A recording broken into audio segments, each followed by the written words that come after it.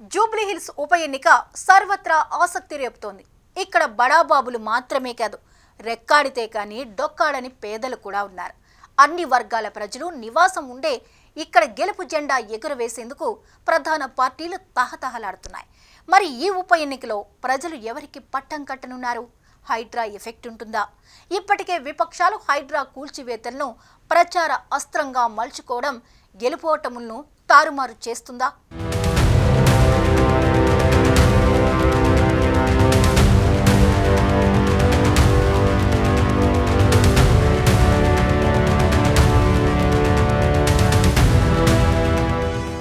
జూబ్లీహిల్స్ ఉప ఎన్నిక ఇప్పుడు తెలంగాణలో హాట్ టాపిక్ గా మారింది. ఇక్కడ గెలుపు జెండా ఎగురవేసేందుకు ప్రధాన పార్టీలు తహతహలాడుతున్నాయి. అయితే హైడ్రా కూల్చివేతలు ఇప్పుడు ఉప ఎన్నిక ఫలితాలపై ప్రభావం చూపిస్తాయని సర్వత్రా చర్చ జరుగుతోంది. జూబ్లీహిల్స్ ఉప ఎన్నికల్లో ఎన్నికల ప్రచార అంశం ఏంటన్నది ఇప్పటికీ సస్పెన్స్ గానే ఉంది. ఫలానా అంశం ఓటర్లను ప్రభావితం చేస్తుందని రాజకీయ పార్టీలు అనుకోలేకపోతున్నాయి. సాధారణంగా ఏదైనా ఎన్నికలు వస్తే దానికి ఓ ఎజెండాను నిర్ణయించే పార్టీకే ఎక్కువ ఎడ్జ్ ఉంటుంది. అందుకే బీఆర్ఎస్ మొదటి నుంచి కొన్ని ప్రయత్నాలు చేస్తుంది. అందులో హైడ్రా కూడా ఒకటి.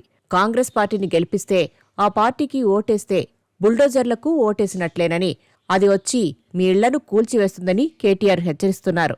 ఇప్పటి వరకు హైడ్రాకు ఉన్న ఇమేజ్ను అలా ఉపయోగించుకోవాలని కేటీఆర్ డిసైడ్ అయ్యారు. నియోజకవర్గం పేరు జూబ్లీహిల్సే కానీ సంపన్నులు ఉండే కాలనీలు ఓటర్లుగా ఉండరు. అలాంటి కాలనీలన్నీ ఖైరతాబాద్ నియోజకవర్గంలో ఉంటాయి. కానీ జూబ్లీహిల్స్లో మాత్రం మధ్యతరగతి కాలనీలు ఎక్కువగా ఉంటాయి. అందుకే కేటీఆర్ హైడ్రా బూచి వర్కౌట్ అవుతుందని అనుకుంటున్నారు.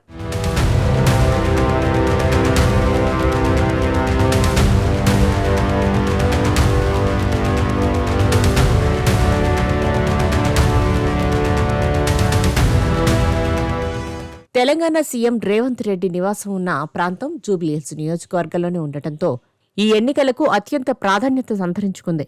సిట్టింగ్ సీటును నిలబెట్టుకుని పరువు కాపాడుకోవాలని బీఆర్ఎస్ ప్రయత్నించడం పక్కన పెడితే జూబ్లీహిల్స్ గెలిస్తే రేవంత్ రెడ్డిపై విజయం సాధించినట్లేనని బీఆర్ఎస్ వర్కింగ్ ప్రెసిడెంట్ కేటీఆర్ భావిస్తున్నారు. మెజారిటీ ఓట్లను సాధించి ప్రభుత్వానికి ప్రతిష్ట పెంచుకోవాలని కాంగ్రెస్ పార్టీ కసరత్తు చేస్తుంది. షెడ్యూల్ విడుదల కాకముందు నుంచే ఎన్నికల వాతావరణం నెలకొంది.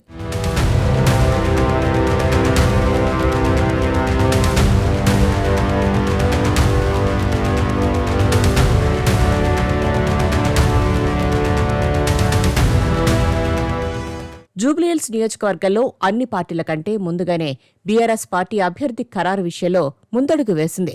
సిట్టింగ్ ఎమ్మెల్యే మాగంటి గోపీనాథ్ సతీమణి సునీతను బీఆర్ఎస్ పార్టీ బరిలోకి దింపింది. బీసీ సామాజిక వర్గానికి చెందిన నవీన్ యాదవ్ కాంగ్రెస్ పార్టీ తరపున పోటీ చేస్తున్నారు.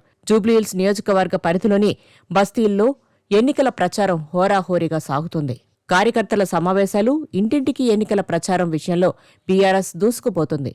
సానుభూతి ఓట్లతో మళ్లీ గట్టెక్కాలని చూస్తూనే కాంగ్రెస్ ప్రభుత్వంపై వ్యతిరేకత పెరిగిందనే ప్రచారాన్ని బీఆర్ఎస్ మొదలుపెట్టింది. అటు బీజేపీ కూడా గెలుపు కోసం ప్రయత్నాలు చేస్తోంది. బీజేపీ అభ్యర్థికి పడే ఓట్లు కీలకం కానున్నాయి. బీజేపీ గెలవకపోతే గెలుపోటములను తారుమారు చేసే అవకాశం ఉందంటున్నారు.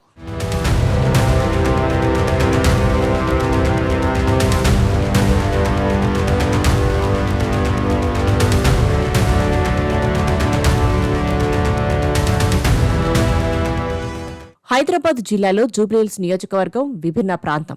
భౌగోళికంగా, సామాజికంగా, రాజకీయంగా ప్రత్యేకతను సంతరించుకున్న ప్రాంతం. జూబ్లీహిల్స్ ప్రాంతంలో నివాసం ఉండే వారికంటే పరిసరాల్లో నివాసం ఉండే వారి ఓటింగ్తో ఎన్నికల ఫలితాలను నిర్ధారిస్తాయి. ఎందుకంటే ఇక్కడ పేదలు ఓట్లు వేయడానికి వస్తారుగాని ధనవంతులు రారు అన్న పేరుంది.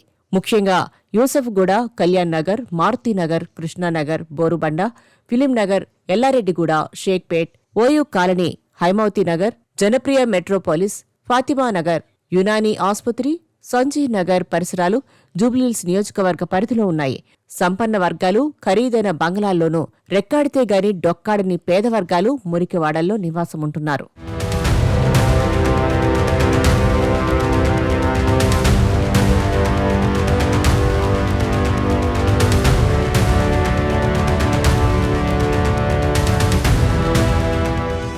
తెలంగాణలో హైడ్రా కూల్చివేతలు విపక్షాలకు ఒక ఊతంలా దొరికాయి. పూర్తి నైరాశ్యంలో ఉన్న విపక్ష పార్టీలకు హైడ్రా కూల్చివేతలు కలిసి వచ్చాయనే ప్రచారం సోషల్ మీడియాలో నడుస్తుంది. హైదరాబాద్ సిటీలో గత ఎన్నికల్లో కాంగ్రెస్ ఒక్క ఎమ్మెల్యే కూడా గెలవలేదు. అందుకే కక్ష సాధింపు చర్యలతో ప్రజలను ఇబ్బంది పెట్టేందుకు కూల్చివేతలకు కాంగ్రెస్ సర్కార్ శ్రీకారం చుట్టిందంటూ ఇప్పటికే విపక్షాలు సోషల్ మీడియాలో హోరెత్తిస్తున్నాయి. మూసీ నది ప్రక్షాళనతో పాటు సుందరీకరణ కోసం హైడ్రా విషయంలో రాజీ పడడం లేదు సర్కార్. రూపాయి కూడబెట్టి కట్టుకున్న ఇళ్లను కళ్ల ముందే కూల్చేస్తుంటే ఎవరికైనా గుండె పగిలిపోతుంది.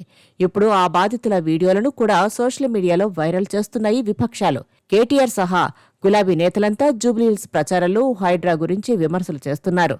మరి ఈ విమర్శలు జనాన్ని ప్రభావితం చేస్తాయా లేదా అన్నది చూడాలి.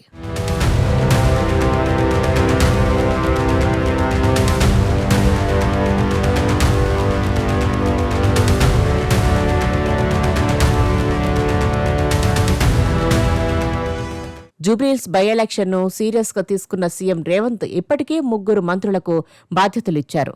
అయితే బైపోల్ ఇన్ఛార్జీలుగా ఉన్న ఆ 3 మంత్రులు పనితీరుపై సీఎం రేవంత్ సంతృప్తిగా లేరట. ఇక లాభం లేదని తానే స్వయంగా రంగంలోకి దిగాలనుకుంటున్నారట. తాను ఎక్స్పెక్ట్ చేస్తున్న రేంజ్లో మంత్రులు దూసుకుపోవడం లేదని, ప్రచారంలో మంత్రులు చేస్తున్న వ్యాఖ్యలు కూడా ఇబ్బందికరంగా మారాయని సీఎం రేవంత్ రెడ్డి భావిస్తున్నారట.